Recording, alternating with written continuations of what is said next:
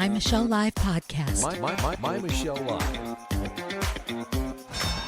MyMichelleLive. Sports Timeout. The fans, the field, the faith, the fun. Here's Michelle. Hey, not just Michelle. I am surrounded by a grand cloud of witnesses here. We have a whole host of my friends joining me. I'm going to introduce you to the team as we talk about some of the big sports stories this week. So much to get excited about. I even caught a game this week with one of our panelists, and it was glorious. It was an NHL game, and it almost felt like watching a Stanley Cup. The crowd was so excited. We'll get into that and so much more. Let me introduce you to my friends on the panel this Sports Time Out weekend. We have Brent Baker. Photographer Brent R. Baker. We have with us an all-around great guy, Garrick Pang. Get ready to get... That is right. Now, he is a coach, he is a chaplain, he's a pastor, and he is a friend. We have with us the coach with the mostest, Coach E. Get coached. A good coach can change the game. A great coach can change a life. Coach me. That's right. Great coach can change a life, and there's been a lot of lives touched by Coach E, I'll tell you, mine included, and our own Wookiee of the Year, Joshua McMillan. Wookiee of the Year, Josh McMillan. I just said that. Guys, it's time for sports! Sports. This is where they get a little crazy. No, this is where they start getting a little crazy, to be honest. All right, here we go. What a week. I want to start off with the NFL playoffs. Talk about Moneyball. Talk about a crazy, crazy weekend and a lot of good football. Anything that was great, the good points. We'll get to some of the weird stuff in a minute, but do you guys have any of the, oh, wow, that was great things you want to take on first? This is always the best weekend of the NFL playoffs for me.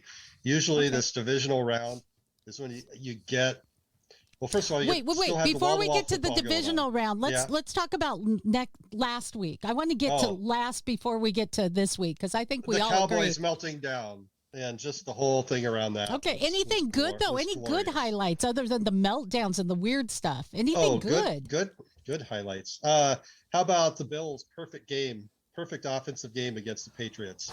I mean, they scored on every drive until the kneel down at the end of the game, and to do that against the Bill Belichick defense in the playoffs, I mean, most of my hate for Belichick is just sports hate, but the Patriots do not melt down like that in the playoffs, and for the Bills to play like that, especially after just over a month ago they got bullied in that game. When Mac Jones only threw 3 passes and the Patriots came in and just ran them to death.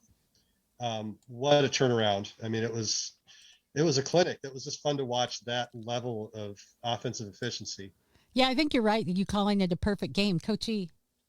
I really enjoyed watching that Bengals Raiders game. Joe Burrow, man, that guy is good. Like, I remember watching him at LSU, and then last year's season was cut short with the knee injury. But he just came out there in that opening drive and just was like, boom, boom, boom, and acted like it was no big deal. And then after the game, they asked him about it, and he said, well, that's the standard. We're supposed to be in the playoffs. And it's like it didn't even register in his brain that it was the first time the Bengals had actually won a playoff game in 31 years. And it's and as one of my friends told me, who's a huge Browns fan, he said, it kind of bums me out that Joe Burrow's a Bengal because he's really good and he's really likable. And I go, yeah, that exactly. He's all those things. And I was pleasantly surprised by that game, and then kind of let down by the rest of the games in terms of quality. But other than that Cowboys game, but I really enjoyed that Bengals game. That was fun. Yeah. I'll say in my lifetime, I've seen the Bengals now win as many playoff games as I've seen Tim Tebow. You know, I you guys- remember It's- those it's days as many when as the Boomer Mariners Esiason, yeah. No. we have been alluding to it, but we've got to talk about the Cowboys game and those final 9 seconds. Let's just watch for those who have This is missed it. scary because I would take a shot to the end zone here when they're in the sideline defense because you actually can hold on to the ball. You need someone, San Francisco, to get to the quarterback here. Prescott takes off running the football. Whoa, I don't think this is going to work out. It will. They'll be able to clock this. They were playing for it. It's down. Hand it to the ref. Oh, my gosh. It's still can't slow over. down. The game is over. Oh, he did. What? Seriously? broadcast. Okay, we've got to talk about that. Come flipping on. Well, it's especially disappointing given, like, if you look at this, how the 49ers lined up too. They lined up, all of their backs were right on the sideline. You know, the middle of the field was just wide open. They had guys that were streaking downfield that were wide open. I'm sure they had people over the top that were further back, but like they wanted them to throw it in the middle, and they could have and gotten a lot more yards that way, and probably would have gotten a ref down there a little bit faster too. It was just, and if they don't, then they stop the clock with the miss. You know, what's the worst that can happen? Everyone's talking though about these last 9 seconds, but what about giving up 169 yards rushing and 5 sacks, right? I mean, Well, it wasn't just one mistake, but that last play sort of was the way the Cowboys had operated through that whole game. It was mistake after mistake after mistake, whether it be the obvious things or just the inability to stop the 49ers run. I mean, Jimmy Garoppolo is not, he's not your big playmaking. He's not Joe Burrow, right? He's not Josh Allen. He's a game manager. So if you need to force him to beat you, instead they got run over, physically dominated. And then, that whole thing at the end, Go ahead, Garrett. 23-7, in the fourth quarter and nearly lose. I mean, talk about game management. That was really poor by the Niners. Yeah, and I don't mean to get away from that controversy. I mean, like, Coach E, what do you think about that last 9 seconds? I mean, was it real? Should the refs have turned back the clock and say, hey, wait a minute? I mean, what should have happened there? There's two things. First, in terms of that fourth quarter collapse by the Niners and almost letting them back in, when your star defensive end, Nick Bosa, and your up and coming Bobby Wagner, Fred Warner, are not on the field the whole entire fourth quarter, they started getting gashed. And in the first 2 quarters, they were destroying the Cowboys offensive line. So when those two went out, I automatically knew, all right, if they're going to make a comeback, now's the time. That last 9 seconds, though, calling a quarterback keeper, it was like, you're not going to, the chances of the ref getting the ball back to you. And I understand that they said that he didn't realize the ref had to hand him the ball. You're a professional. You should know that. It's just it's like, you got to realize that. I mean, if the offensive coordinator, Kellen Moore, is calling that play, which he did, and it goes through Mike McCarthy's headset, which he said he did, and then he had to agree to it, and then it goes to Dak's headset. Like, those 3 guys are like paid and they've been in the NFL a while. They should know, wait a minute, we have 9 seconds left. We run the ball. We're already on first down. Let's just throw it 3 times. I mean, literally, I don't know what they were thinking. That was a terrible, terrible play call. But it's easy, Josh, to just go ahead and blame the refs, right? It is easy to blame the refs, sure, but they were put in a bad position by a bad play call. Like, if you're a Cowboys fan, you're obviously blaming the refs, right? Oh, and to the point, the big controversy afterwards where the fans they're literally throwing stuff, hitting players, throwing things apparently at the refs, right? And the crazy thing about that is that Dak was in the press conference afterwards, and he's totally blaming Well, okay, let's just set this up right. So he's in the press conference afterwards. He was asked if, about fans throwing things. He's like, yeah, it's just bad. We go out there, we work hard every day, and that's just disrespectful. Well, I think they were throwing at the refs. Oh, yeah, that's okay. Yeah, that was good. I don't blame them. And the funny thing, he literally said that it's a credit to them. And then he said, just to make sure that you meant that. Yeah, I mean, if they weren't at us, and if the fans felt the same way as us, then go ahead, throw stuff. That was not the best thing to say. Decidedly not at the refs. I mean, you saw players blocking things with their helmets in that clip.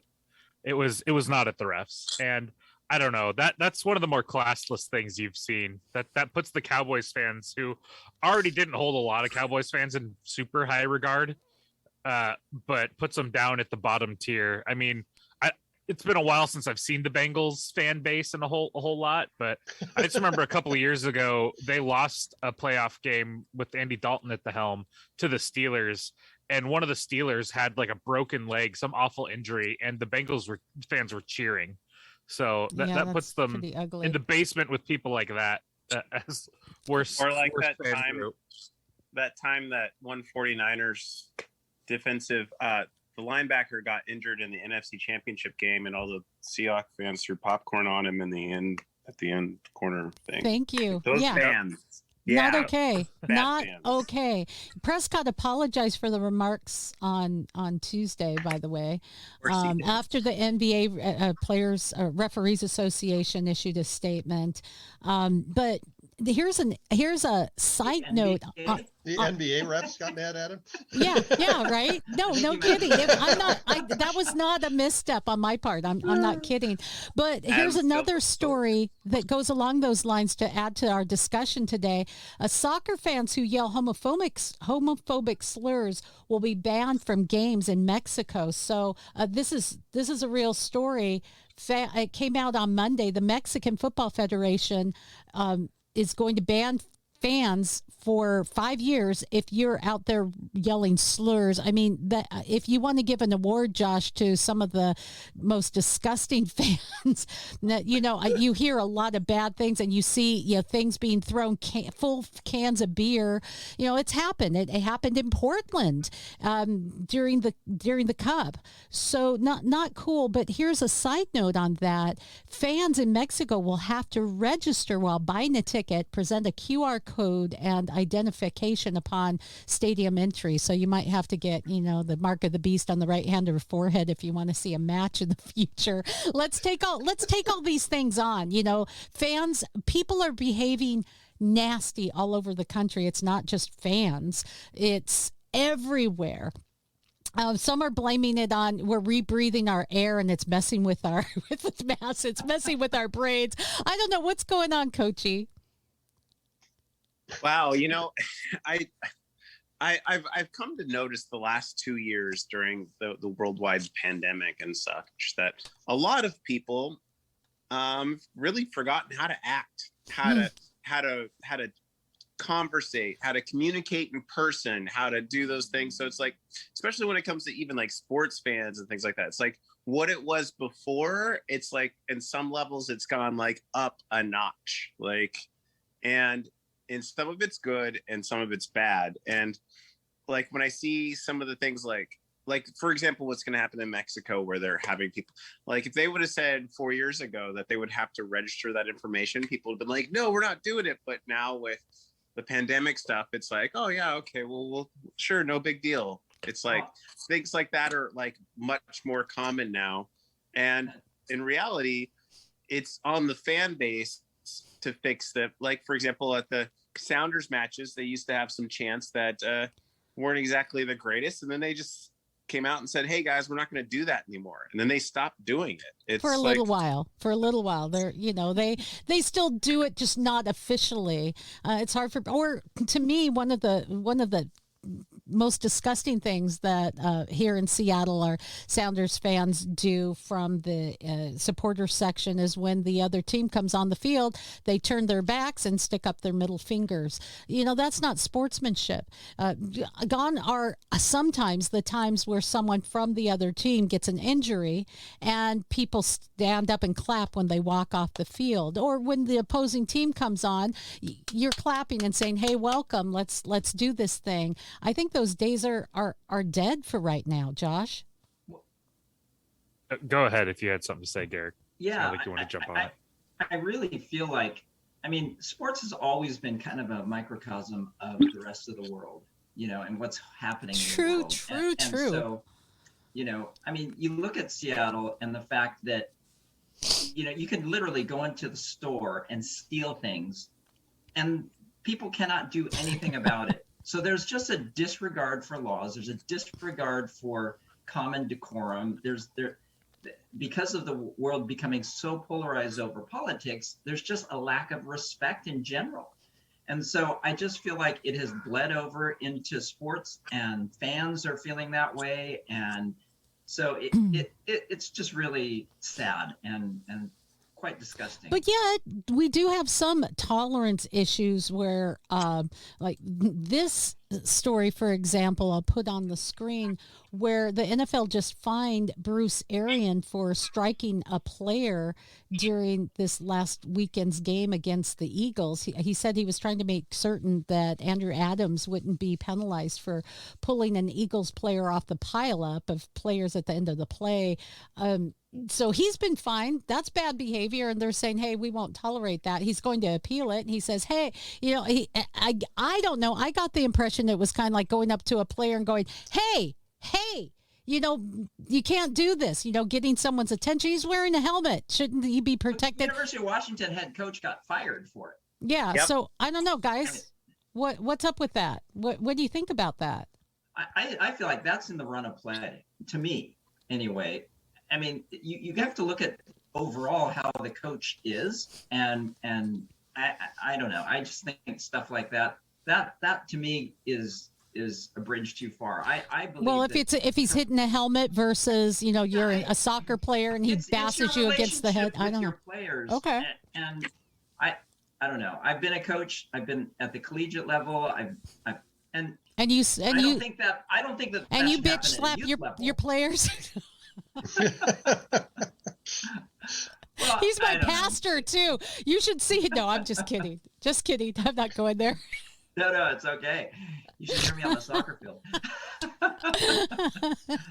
I have. I get intense in games, and I think that's okay. And the point is that you have to look at what's going on around and see the big picture. I think we've gotten so desensitized or overly sensitive on so many things that. So okay, both, so actually. wait, so it's both. That's exactly what we're hearing. We're overly right. sensitized on one end, and the other end, we're just. We have no decorum. Yep. So, what do you guys? Anyone else want to weigh in here? It's hard because you don't want to take that competitiveness, that edge out of sports. Part of the fun of sports is being able to get some of that aggression out. Like we're not made with the idea of we're all gonna just be perfect all the time 24/7. You know what I mean? Like we're not built that way to not have those emotions of aggression and competitiveness, right? Okay. And sports is built as something where we're supposed to be able to get some of that out in a safe place, in a controlled manner.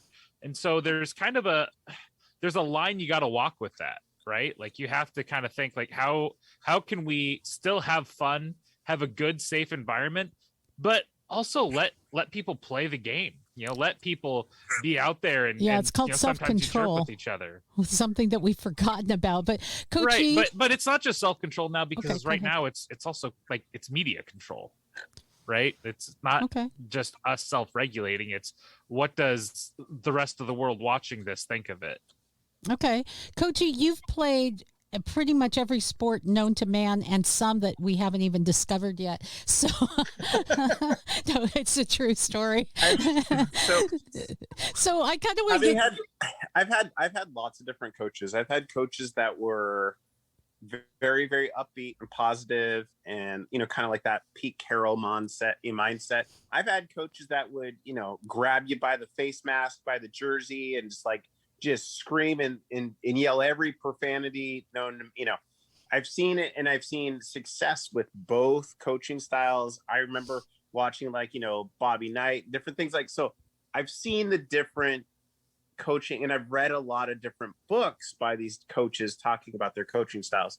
When I see things like that, like the Jimmy Lake incident, or what Bruce Arians did, some of those legendary coaches aren't doing that.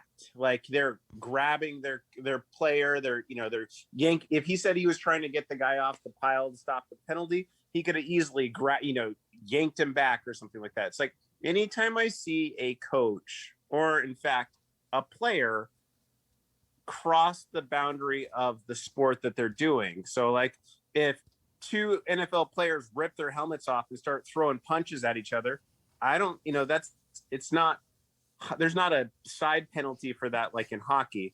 That's just not something you do. And for a coach who's not physically playing the sport, but is supposed to be the leader of these young men and women in whatever sports they're doing, to physically get involved in that manner in any sport that they're in, I think that's crossing a line that doesn't need to be crossed, because you're not going to be able to continue to reach your athlete if you show other athletes, you cross that line, I'm going to hit you in the head, or I'm going to, it's like, okay, you can do other things. I mean, back again, look at like Bobby. He literally chucked a chair across the basketball court in the middle of the game. He wasn't, he didn't like go up, start punching his players. And he did other crazy things too. But my point is I think that striking a player, even if you're a player, you're crossing a line. So now with these fines, it kind of is setting a precedent to say, okay, we've got to have some kind of restraint here. And I can see that. I think that there's a lot of physicality that happens, and you have relationships, and, a little Gibbs slap. I don't know, maybe that's between player coach kind of thing, but I can see your point that there needs to be at least a line of, we need to get back to some kind of civility. Now, something I want to get back to as well is the exciting part of this week's discussion with you guys, and that's the division round. 8 teams are going to battle it out this weekend in the second round of these playoffs, and I'm really excited about it. We have 3 Super Bowl winning quarterbacks heading into this weekend, if I'm not right. You already mentioned, guys, we've already talked about, it's been 31 years since the Bengals have been to a conference game, so it's kind of exciting. I'm pretty excited, so I want to take that on. I'm even going to give you right off the bat my picks. Here's me: Titans over Bengals, Bucks over Rams, Chiefs over Bills, and Packers over 49ers. Anyone else? Go ahead. Go ahead.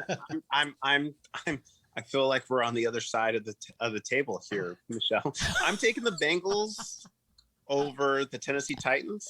Okay. I'm taking the Buffalo Bills over the Kansas City Chiefs. Wow. I'm taking the Santa Clara 49ers over the Green Bay Packers. Not for any statistical reason, just because I like chaos. And and in the final game, I'm taking Tampa Bay by 5 billion over the Rams, because I will never be that fan that claps when the Rams come into Seattle ever. And I want them to lose every single game possible. And if that means I have to root for Tom Brady, I will get Tom Brady pom-poms out, and I will root for him to score 1 billion points. And I understand that the Rams did asked for some special referee help. So they've got Hockey Lee, the guy that ref the Rams game, the one that didn't call that pass interference was the Seahawks in that one game. They got their favorite ref in the game. And apparently home teams are 5-11 when he referees. Wow. So I wouldn't be surprised. He's also the one that called that Saints play that the Rams benefited from. But I'm taking the Bucks to end Los Angeles's run. Yeah, that's the did one we anyone else agree on. just have an awful day trying to root for the Cardinals? Like, yes, it's hard rooting for the Cardinals on a good day because I don't like them at all. But then having to root for them in that game against the Rams where they were just completely like inept, like, oh my gosh. What a bad day for Seattle fans. Yeah. I like it. The Kraken won that game.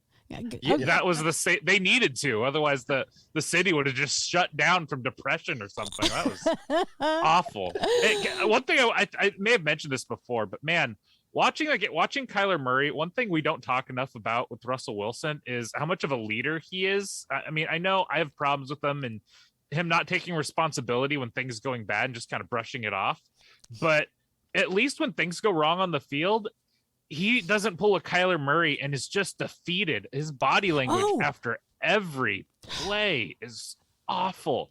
Anytime there's not a completion, it's like, it's this pouting and this like shoulders down. That's and true. man, that affects your team. I mean, I know we've all here played on teams. When you have a team, especially that's in a leader position, someone that's in that leader position, and they start showing that kind of a body language, that rubs off on everyone. That makes it really hard to pick it up and someone else needs to bring a spark or something to fix that. Hey, Josh, what do you think, though, of the new reports that Russ is kind of exploring his options? More of the same?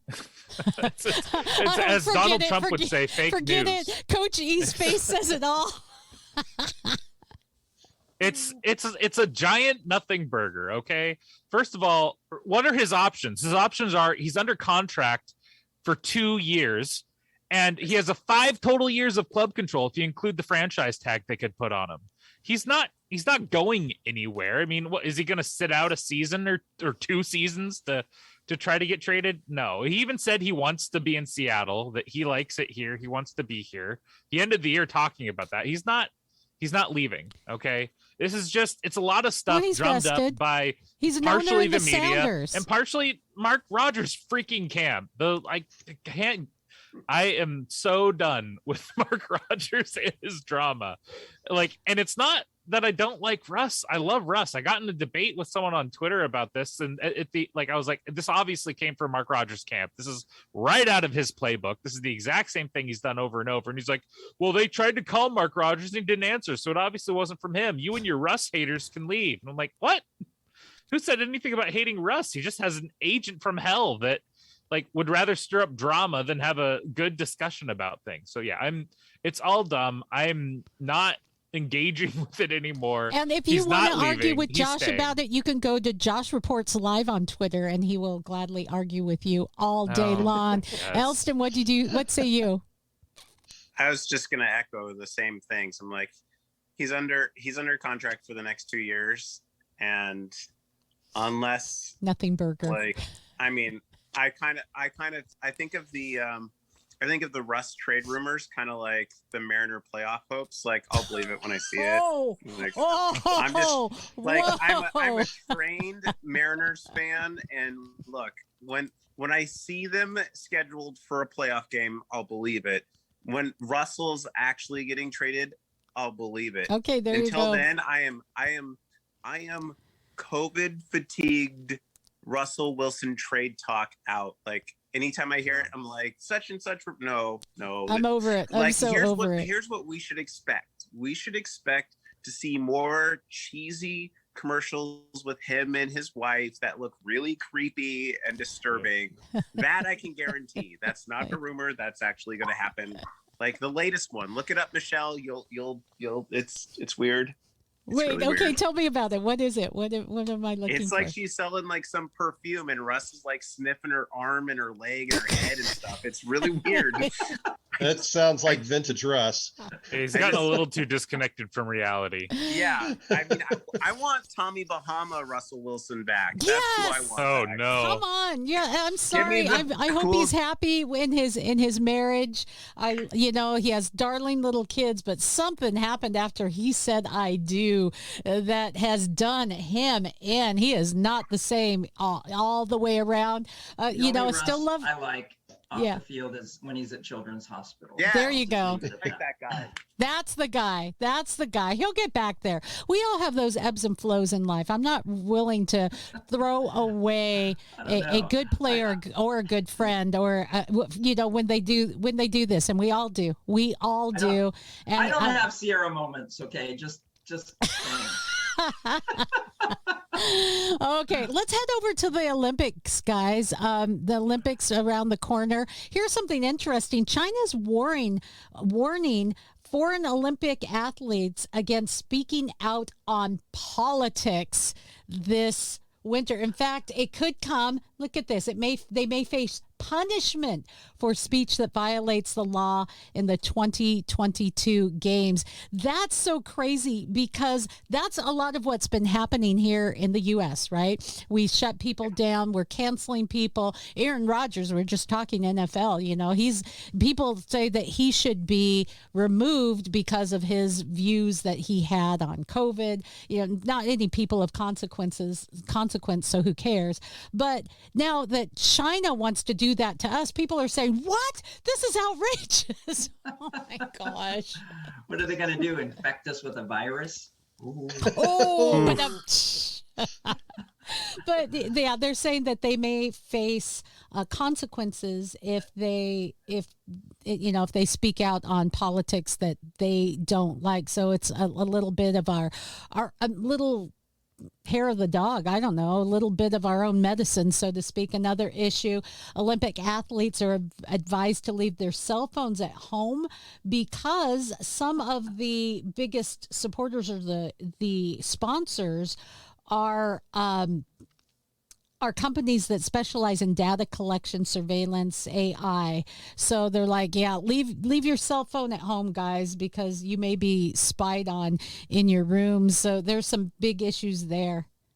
And there we are, even some another interesting note is that there's some broadcasters that are backing out of going to China. And you would think it's because of human rights violations, or maybe it's because of, some of these issues. You can't speak out, no freedom of speech. But no, it's because we're afraid, even though China is on complete lockdown, they're going because, well, yeah, we're afraid of the virus. So that's crazy. And just to put it in perspective, I know I'm doing a lot of talking here. I apologize. Just to put it in perspective, I'll see if How I dare can. you talk on your podcast? Yeah, what are you thinking? What are you doing? Shut up.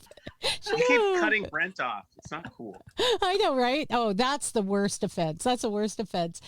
This from the owners of the Golden State Warriors about how no one really cares about, China and, human rights violations and such.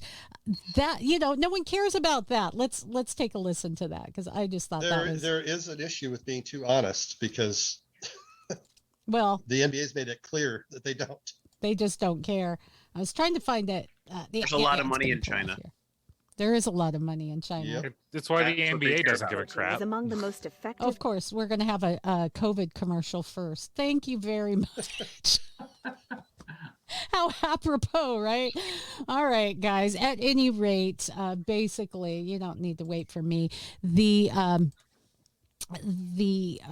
owner of the Golden State Warriors was weighing in, and he had some pretty callous remarks about, people in China, human rights violations, internment camps, things. He basically said, yeah, it's not even on my radar. No one cares. I care about important issues. Wow. There you go. In fairness, he's like a 10%. I mean, he's not like the owner of the Warriors. He's one of Okay, He's true, a minority owner in their ownership group. And the rest of them have been very busily distancing themselves from what he said, which, means about as much as the amount of money I've got in my hands right now. The point is that he's saying that there's nothing to see here. Is that what he was getting? No, I think he's just saying no one cares. No one cares. He didn't say that it didn't happen. He literally really said, matters. I don't care. He said he didn't care about it. He cared about things that were going on in this country, and once those things are taken care of, then he might worry about the plight of some minority group in another country. But it does matter when it's a big factor in how you're making money. It does matter when you are complaining about human rights violations here, but you turn a blind eye when you're wearing products that come from there. So, yeah, it kind of does matter. I don't know. Coach E? Yeah, I was just going to say, in the corporate world, one thing I've learned about being a business owner and an entrepreneur and knowing a lot of people in different industries, it only matters to some people if it affects their bottom line. So if places in the US were, making tons of money for some of these people, but they had the same human rights issues, they wouldn't talk about it because they're afraid of it hitting their bottom dollar. And the ones that do talk about it, they're not minority owners in teams anymore. Or they're not assistant GMs, and they're not GMs. They get replaced and they get moved out. And so with China, the same thing. Like, for example, LeBron James. He's very vocal and active on social media, and he says a lot of things about human rights and stuff all the time. Won't say one negative thing about China because of how much money he gets from them. True story. You're trying to cloud what I'm saying about on this other topic. And the point is like, you can say both. You could say, I have this problem here in the US and I don't like seeing people have this happen.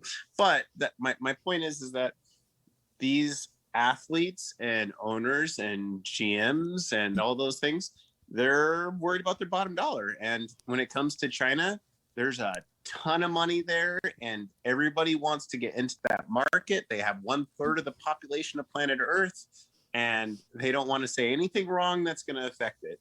So they become hypocrites. Morally, like you were saying, Michelle, that morally is wrong, but financially it's smart.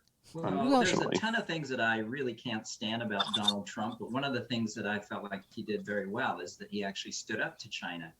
And now it's like the whole world is kowtowing to China.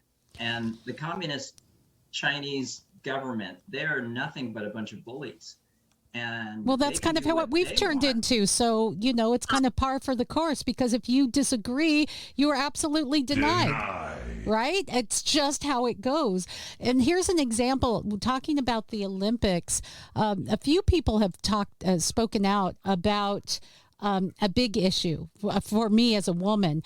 Michael Phelps talks about trans athletes in women's sports and how he says there needs to be a level playing field. It needs to be a level playing field. It's just not really working. And people are upset about that because there's been such strides for trans athletes. Caitlyn Jenner is probably the one that's come under the most fire, but what Caitlyn Jenner did say, I thought was very insightful as someone who's gotten things cut off and gotten things put on, and as a trans person. Listen to this, and then I want to hear from you. Obviously, this is about Leah Thomas, who has brought a lot of attention to this issue. First of all, I respect her decision to live her life authentically, 100%. But it also comes with responsibility and some integrity. I don't know why she's doing this. She's, for two reasons. One, it's not good for the trans community. I mean, we have a lot of issues in the trans community that are very difficult and very challenging. We have a suicide rate that's 9 times higher than the general public. But it's also not good for women's sports. It's unfortunate that this is happening. I don't know why she's doing it. She knows when she's swimming, she's beating the competition by 2 laps. She was born a biological boy. She was raised as a biological boy. Her cardiovascular system is bigger. Her respiratory system is bigger. Her hands are bigger. She can swim faster. That's a known. All of this woke world that we're living in right now is not working. So that is Caitlyn Jenner. Boys, take it away. I want to hear what you have to say. Well, I don't think anybody said it any better than the former U.S. swimming official Cynthia Millen, who resigned her position over this whole issue, when she basically said everything fair about swimming is being destroyed. If that's not the quote that I wanted. Swimming is a sport in which bodies compete against bodies. Identities do not compete against identities. Ooh. From the very beginning, when you start out as an age grouper, swimmers are divided by sex and by age group, 8 and under, 9, 10, etc., all the way up. Because from the very beginning, this is just accentuated when boys and girls go through puberty. Boys will always have larger lung capacity, larger hearts, greater circulation, bigger skeleton, less fat. Girls go through puberty and they have the double whammy. And she goes on to talk about all, the different things that make it a different playing field. So, but that quote that, bodies compete against bodies, not identities against identities. It really doesn't matter what you feel like. Your musculature, your skeletal system, all that stuff is what it is. And you can take hormone treatments and alter it, but it's not going to all of a sudden completely change a man's body to a woman's body. It just And that doesn't mean that well, like in Texas, there's nothing that was happening in the 50s and 60s where people were telling women that they couldn't play sports the same way men's did. Nothing about that is as damaging as what the continuation of transgender sports in this way will cause to women's It's been sports. hard won for women to achieve what we have in sports. So that whole issue is just heinous to me. But what we're seeing is the idea that men who were biologically men can compete as women. I don't think trans people need to be taken out of sports, just either have a different category or like Texas is doing now. They've made it law that you have to compete whatever you were on your birth certificate. Well, and I agree because it is just, I think the statement that you read, Brent, as well as what Caitlyn Jenner said, and I agree with Phelps. He's saying it's equivalent to like doping. You don't allow doping because it gives you an unfair advantage. And this is clearly an unfair advantage, and it's been proven. Yeah, I like that analogy. Coach E? Josh? Well, yeah, and that's a big part of it too, is they're often taking hormone therapy. And oftentimes those hormones that they're taking would be considered performance enhancers for anyone else that's not transgender taking them. Yeah. Coach E? Yeah, I've been on your show for a few different years, and we've actually had this talk before. And I think the bigger issue in having known a lot of trans athletes and worked with trans athletes is anytime you give somebody a competitive advantage, it makes the sport unfair or unsafe. Like I've seen MMA, I've seen swimming, I've seen different things. And I like that you bring up the unsafe issue. I believe big time that there needs to be an outlet for these athletes to compete at a high level. And I think a lot of that has to do with, in terms of the community and people being educated so that they're not that, like he was saying about the suicide rates and things like that. But at a sport where things are divided so proficiently like that, it's giving an unfair advantage. It's causing those imbalances. Like there's boxers are going in and crushing someone's orbital bone. It's just things like that.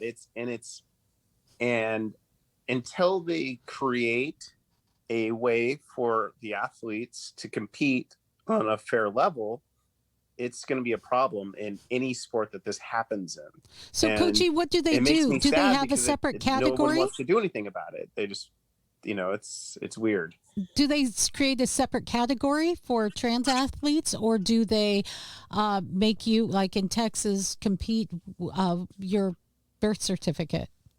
I think a separate category would be fine. Yeah. Because Okay. it's like they're competing against other athletes, and they don't have to they don't have to deal with the identifying this or not identifying that. And it's just, the bigger issue is solving the problem. So everybody, I mean, having more people do sports is not a negative thing. Like if there was There you go. a separate Okay, category, yeah. I think it would be great. Then more people could let's compete, see and what if they can you're do. I think they should non-binary, compete if at you that level. identify as a cow, you can, I don't know. It's I'd gotten say crazy out there, but go ahead. They have their own Olympics. You've got the Paralympics, you've got the Special Olympics. You can have the Trans Olympics, okay? Just No, that's a possibility too. Okay, I'll take that under advisement as I make that decision. Whatever. I'm just kidding. Okay, so speaking of doping, final issue I wanted to get into. Maybe we can talk a little bit about March Madness. We're coming against the end of the show, though. Djokovic is probably the first athlete in human history to be banned and deported for not taking drugs. What the heck?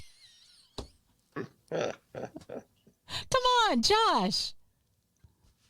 Yeah, this whole thing was kind of ridiculous because they even stated, and it was obviously political, because they said that you're allowed to if you have medical exemption, which is why they let him in the first place. And then they're like, well, we're actually under the spotlight from people now, and people are expecting us to do something since we're actually a prison state. So let's go ahead and kick him out, even though he has a medical exemption. Yeah, and this is while Australia has their deadliest day of the pandemic, even with all of their draconian lockdowns, concentration camps for the unvaxxed. So, and in the same week that week before, the UK has said, okay, we're just all of those measures, we're lifting all restrictions. So that's kind of crazy. Anyone else want to weigh in on this? Because I think it's a pretty sad day for tennis. I personally haven't always been a fan of Djokovic, but in this scenario, I was just like, I felt kind of bad for the whole thing. It's like, you told him he could come compete if he had a medical exemption. His sponsors, everybody paid the money for him and his dad and such to go there. He flies there. Then they tell him he can't. Then they tell him he can. And then they tell him he can't again. It's like I feel like they just put on this dog and pony show to make some, to try to make an example out of an athlete. And if I were him, I'd just say, well, you know what? I'm never going to, I wouldn't compete in Australia ever again. I would just skip the Australian Open. I would just go to every other one. And he's already won a ton of tennis matches before, so it's not like it's going to hurt his career, but that was really, really disrespectful. They could have told him at the beginning, hey, even if you have a medical exemption, we can't let you in. This is why. Instead, they did the whole back and forth thing, and I just thought that was just trash. Yeah, I didn't agree. like that. I agree. Real quick, guys, as we go into, we're getting closer and closer to March Madness. This is my favorite time of the year for basketball because I really enjoy the college basketball fight outs. And some of last week were a lot of neck and neck games. We have the last four in Florida. You're cutting in and out a bunch. All right, I'll let you guys. I don't know. I got a wonky connection right now. Sorry. Give it a second. Take on basketball until I find myself. Well, who wants to jump in on March Madness? I don't know. I'm not super excited about it right now because none of my teams have been doing particularly well lately. So I'm excited. Someone else take me out of the depression. I'm excited, but my team doesn't play anybody until March Madness again. So I'm a Zags fan. So hey, that performance against San Francisco, that San Francisco's a solid team, USF, and they, and Timmy was having an off night, and we saw Chet Holmgren step up. So, it's a lot. It's really easy when you're watching Gonzaga to focus on Drew Timme because he is so good. But that is just a darn good team all the way around. And, not every game's going to be a complete blowout. The previous 2 games, I think they'd averaged 115 plus points. San Francisco USF is a good, solid team, and they didn't play their best, and they still ended up pulling away to win by 15 points. So I'm all on the Zags bandwagon. I think Auburn. Yeah. Auburn's going to be really tough. I think Baylor, even though they lost a couple games this last week, it's going to be really tough.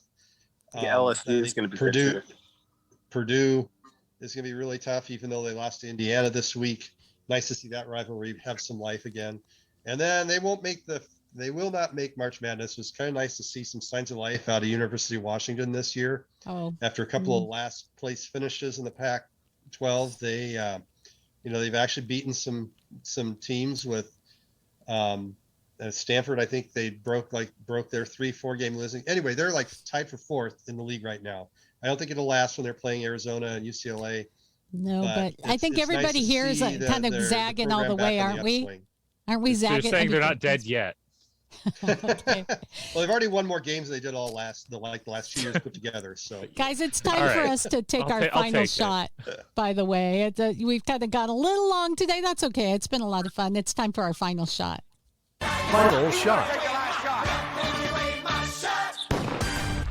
So, Brent, give us your final shot today. I was going to say it was, because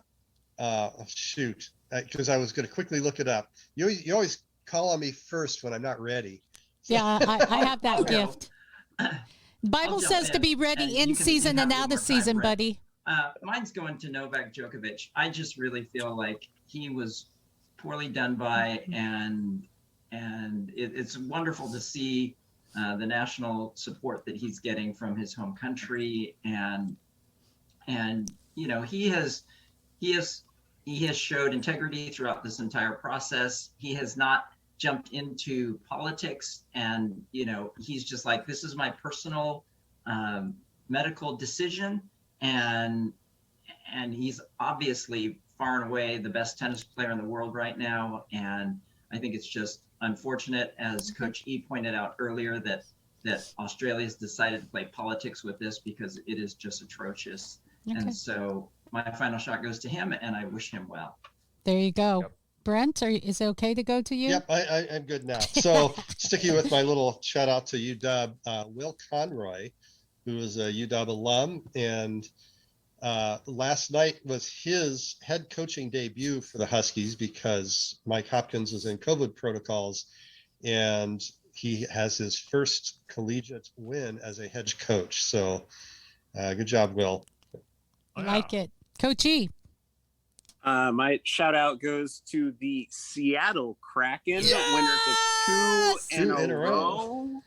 And they look like they finally have kind of busted out in terms of some, showing some offense, and they're playing a little better together. And this weekend they're going to go for 3 in a row, the first time ever. But, it's nice watching a young program kind of build together. And as Michelle said, we went there on Monday and watched the game, and it was a great atmosphere. And I just, got to give them their props, and I'm excited to see how they improve over the season. Yeah, I'm gonna go right after you just because of that. I went last night as well, so second win, and I was sitting in the rowdy section, which was really fun. So shout out to the girls in my section.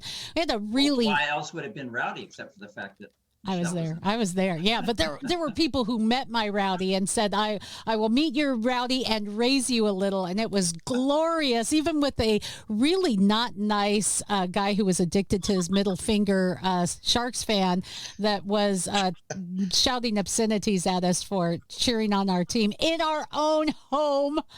He's probably a Cowboys arena. Fan. Yeah, so, Movie. Yeah, it was funny. But playing off of that, though, my shout out goes to Willie O'Ree. He's the first Black player to appear in the NHL. His number was retired just this week from the Bruins. And we talk about diversity. That's a beautiful way to diversity. You know, you play the best, you compete when you're different, when you have a different thought, a different faith, a different look. And how do you make inroads? You do it by being the best you that you can be. Do you have to work harder? Sometimes. Do you have to overcome adversity and maybe ignorance? Absolutely. It happens. You know, for all of those of us who are either minorities on this panel or have faced our own adversity, that's what happens, but it makes you better. And just my shout out is to Willie O'Ree. His number was retired, and God bless you, man. Josh? So my shout out is maybe something we'll talk about a little bit more later, but it's something that I was kind of thinking about this last week or so. Is, you know, I mentioned how Russell Wilson, sometimes I love the guy, great character guy for the most part, but I really had some trouble with him not taking responsibility for things that he didn't do well in games, right? And so my shout out is going to be to former Seahawk Doug Baldwin, who I feel like the Seahawks are really missing his energy. And as much as we may have criticized him in the past for his, you know, like, I need to criticize Russell Wilson, but you know what? Maybe he did keep Russell Wilson accountable. Maybe he is a big part of what we had here. And maybe that's something that we can talk about a little more this off season, is how important is accountability, and how important was Russell Wilson to holding Doug Baldwin to holding Russell Wilson accountable. I like that. The Bible says, as iron sharpens iron, so one man sharpens another. When you sharpen iron, sparks fly sometimes, but sometimes that's good in an era where we like everything to be really comfortable. We don't like any challenges. We don't want to feel bad, but sometimes we need those kind of challenges. So it goes back to your worldview and the God story, indeed, which we always like to include in My Michelle Live broadcast and in Sports Time Out. These are the brothers of my team. Guys, I love you. Thanks for being with me today. And for you, remember that more to the story is important. Remember that the God story, as it gets shoved out, is important. Keep it going. Like us, share us, buy the t-shirts, and have a great weekend. Thanks for joining us today.